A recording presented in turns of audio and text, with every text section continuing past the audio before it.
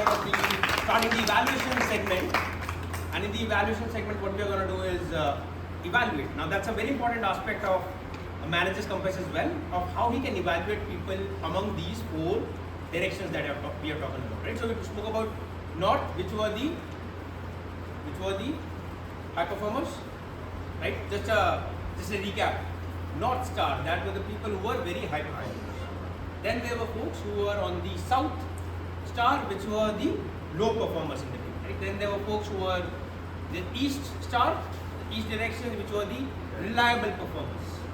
And then the final one was the West, which were the folks who were rogue performers, right? Rogue performers who wanted like the wild horse to be. Now we'll talk about quickly on these 4 lenses that we have spoken about, of what are the challenges in handling these people and how we can overgo those challenges. So the first challenge in a high performer was, like one of the guests and speaker also spoke about, was that it is very difficult to calibrate these folks because they are very high on things, and the moment you have finished your coffee, they will come back and they would have done their work. They will ask something more, and in case you don't give them something more, what would happen is they will start questioning you back. Like in my team, the moment they complete a particular task and the performance is high, he will say that, why do I have to come to every meeting? Then next thing he will talk about is, okay, why do I have to come to office? I am getting my work done. So what is this bloody rule of 5 days in office? The next thing he will talk about is, why these 9 hours, right? Why do we have to work 9 hours? So I know you have to wrap my work in 3 hours. Why should I work for 9 hours? All valid questions, but they pose a challenge to the manager of how he tells them, because it's an entire team to be managed. One of the things that I found as a challenge which works very well on how to manage a high performer is, you provide them, if they are challenging you, you challenge them back with something more concrete. Like you give them projects which are very materialistic in nature. So don't give them easy projects, give them more challenging projects.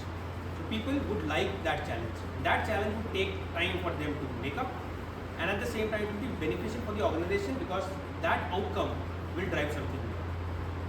So when somebody, a high performer, throws a challenge at you, the best option for you is to challenge them with an even bigger piece of work. They might initially be hesitant, resistance to it, but if you are able to tell them that this is how the organization will benefit, or you as a family would benefit out of it, they would be able to do that, and you'll be able to navigate their energies well. It is also kind of in terms of whether you are able to stretch their goals, and if you don't stretch their goals, what will happen is they will stretch their resume. So soon they will write 10 lines in their resume, post it on LinkedIn, and they will get a better job because obviously they are high performers. So that's a very important aspect for a manager, to keep their high performance in check, in control, at the same time with their team, not letting them move outside. The second part was the low performance. Now, these are the very important category of people who are not performing well. And sometimes what happens is, when you see someone consistently not performing well, what you do is you start thinking out, okay, you start reading the exit policy as a manager. Okay, which area in the exit policy can they tick so that I can use that to move them out of the organization. So the manager every week start reading an exit policy, which I think there's a better way to manage it, which is in terms of a performer who is low on performance is ideally struggling with something. So it's very important to understand, okay, what is their struggle with. Like in a family as well, those relatives, when they just sit on the sofa during a function and don't do anything and just order you work, it is very important for you to understand, okay, what is it that you can give them with, and then they can help you in a particular fashion. So one, I think a way of dealing with this low performer is, you should coach them.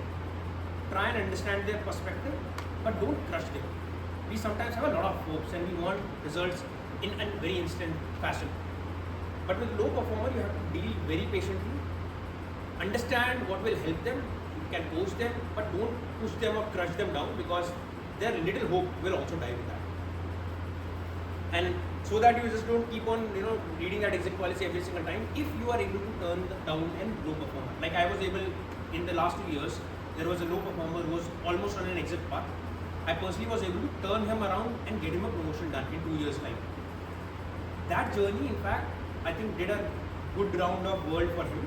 But in fact, if I look personally at myself, it taught me a lot of things. It taught me patience of how to deal with a low performer. Second, it importantly taught me that how I can improve my LinkedIn repository by writing certain things that I had done with that guy, which had helped me as a manager to improve. And believe me, in life, in family, in world, you will not find everybody who is a high performer. You will find people who are low performer. You have to coach and turn them to a high performer. That's the strategy that you can apply on a low performer. I'll talk more about it as we go into the session today. But with this, we will start the evaluation segment, which is the feedback session. And feedback session, as we all know, is our internal purpose. Internal understanding of where we are heading, directing ourselves, right? And how, with the right feedback, we can improve ourselves. So with this, let's move to our feedback session. And we'll start with the speech evaluation segment of the prepared speeches, which will be done for the first speaker, which was Toastmaster Amanpreet, and the evaluation will be done by Toastmaster Anandita. So please put your hands together for Toastmaster Anandita.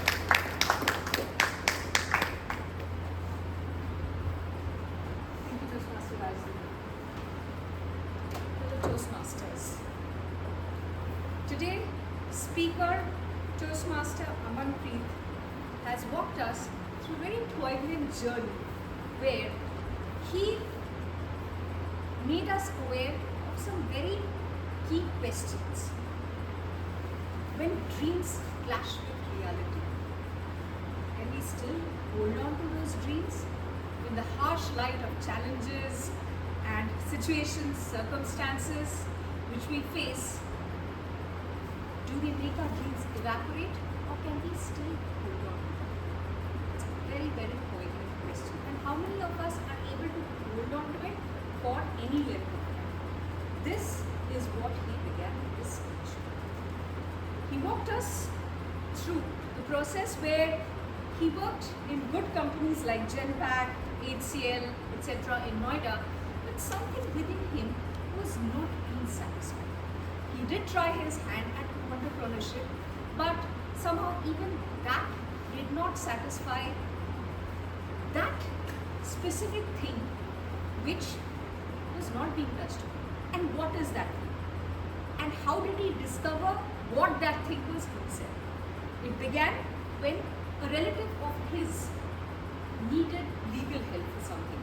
He went to one lawyer, results were not that very good, in spite of paying high prices. He went to another lawyer and lawyer after lawyer. It was then that he realized that is it so difficult to get justice in this country? And why should justice have a price? And such a high price. It was this that motivated him to become an advocate. Not just an advocate. He wanted to actually find out through his life that is it possible to be an advocate and practice with dignity and integrity in India. This is something, Toastmaster Amanpreet, I would like to ask you at the very end of your life, with God's permission, that have you been able to become an advocate who practices with dignity, who has been at least majority of his life been able to practice with dignity and integrity? It's a very, very heavy and loaded question because this reflects on the judiciary system of the country. Having said that, you did an excellent job walking us through this journey, asking some very important questions which we all should be asking ourselves and questioning our life goals. That why are we? What is our why? So he clearly walked us through the journey. What was his why and why that why is very important to him. Having said that, I have two recommendations for you which are not very serious and can generally be worked upon. Firstly, please, your next speech should be at least 5 minutes. And secondly, if you could have just taken short pauses between your movement of the stage. Your stage movement was very good, but 1 or 2 short pauses between your stage movements would have just taken your speech to the next level. Having said that, Toastmaster Rajni, Amanpreet, you will be very good, and I would highly encourage you to keep on explaining this journey of yours, how you're finding everything, what is happening, because this journey is not an easy journey. It's quite tough, and being an advocate in India can be very challenging at times. So we would definitely like to hear more from you on how this journey is going for you. I wish you all the very best for your next speech. Over to you, Toastmaster.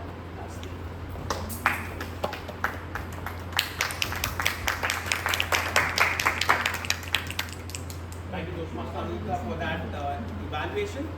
Next, let's move to the next speaker evaluation. The speech was given by Toastmaster Sapna Soni, which will be evaluated by Toastmaster Jyoti. So please put your hands together for Toastmaster Jyoti.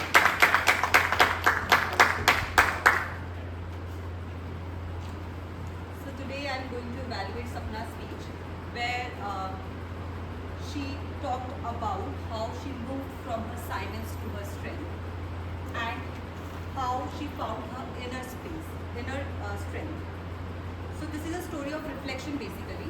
So when she saw her friends Anita's profile on social media, where she was working well for herself, even though she was not very good in academics during her college time, how she was able to be the QA manager, and Sapna on the other hand, so academically good, was not able to achieve what she actually wanted in her life because of all the challenges, because of all the no's she has received in her life from her family and during her course of different stages of life.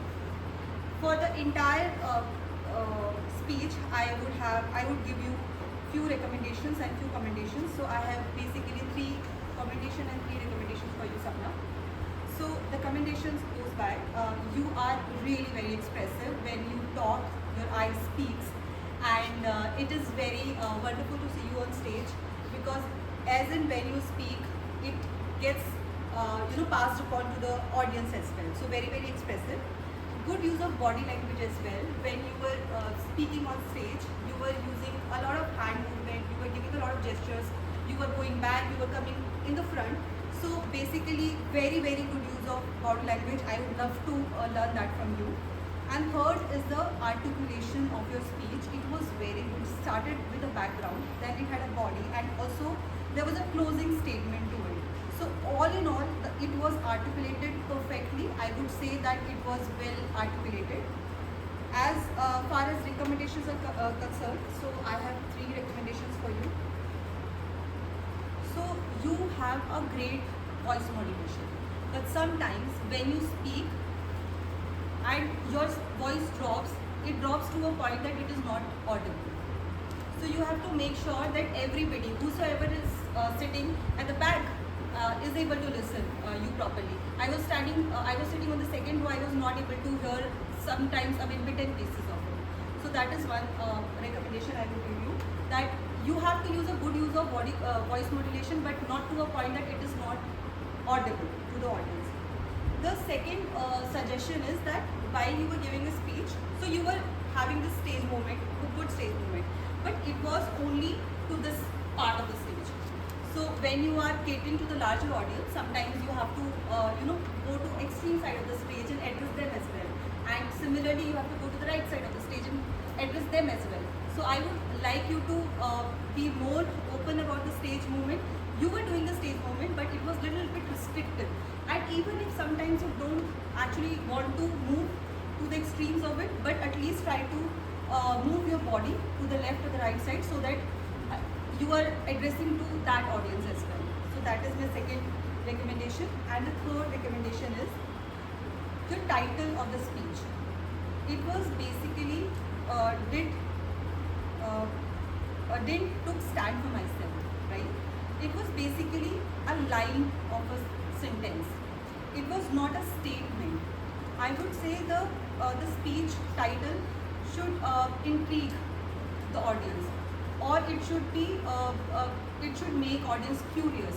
So I would say that next time when you choose any topic, then it should be something more powerful, which has lesser words. So for me, if I were you, I would have given the topic as From My Silence to My Strength. Or second topic would have been Finding My Voice, something of that sort, which actually intrigue the audience. It should not be very generic, I would say, that people don't remember it.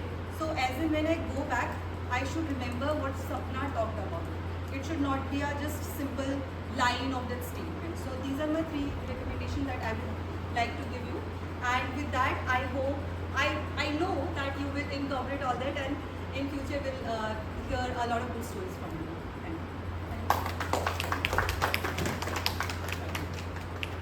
Thank you, Toastmaster Jyoti, for that evaluation. With this, we'll move to the third evaluation and third speech today, which was given by Toastmaster Anupama, which will be evaluated by me. So I'll start the evaluation. Yes, thank you. Thank you very much, Rajendra. 2020 is the year which invokes a lot of emotions in us. And the moment Toastmaster Anupama, you took that word that it was year 2020, my mind was truly focused on your speech, and more importantly, in what emotion would you want to extract from us, or would you showcase us? A very year which I think everybody's life got touched in some fashion or the other, and you actually started on that particular note of saying that we were a journey through loss and hope. Your story kind of had that particular bit of that rebirth is real, it's not mythological, and it's not only in some sacred stories, but it's a real rebirth. And then came the actual punch of the story, which was on the COVID period that happened. There was a house arrest that everybody kind of had to go through. You being a part of IT, you were working from home, and I think the good flavor that you kind of brought in at that point in time was that there was a quality time that you could have spent with family. I think that's a positive relation that you want to started from that story. And I thought, okay, this is something that's going to be a positive set of story of what you learned as a part of it. But that's where your story took a turn. It kind of moved towards the real facet of what COVID was, and specifically kind of talking about your mother going through the cancer period, then you, your husband also kind of going through that Delta virus of the COVID variant, and then the story evolved in how difficult it would have been at that period in time, eventually leading to your mother loss, and then your family of how the structure changed. So I think good things, two commendations that I would give to you from the story were, one, your story had a flow. It was a surprise through certain elements, and there was a story that you were able to knit through very well. So I think that's a very important aspect of any storytelling, that it should be a story which is knitted and not broken in between. So well done on that. And then too importantly, there was an emotional connect.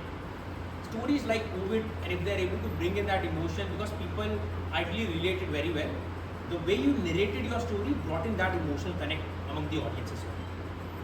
But with this, I have two recommendations also specifically to give you as how do you take your story to the next level. The first recommendation is on emotions and the voice modulation.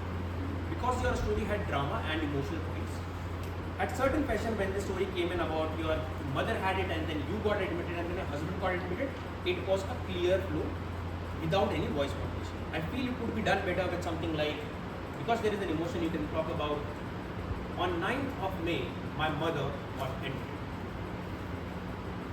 On 10th of May, I got admitted because of the data virus.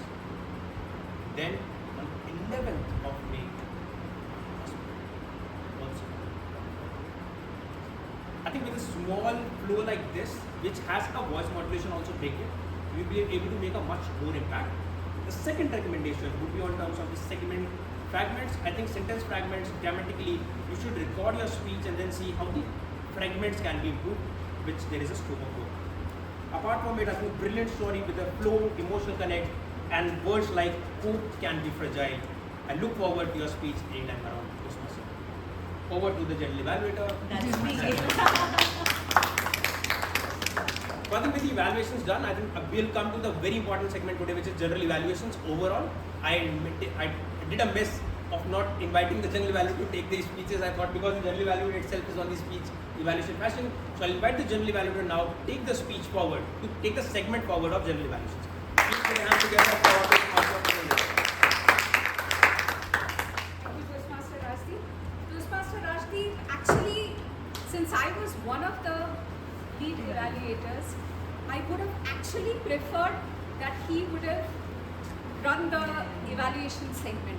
I did not convey that to him, but somehow there was a telepathy and he did it.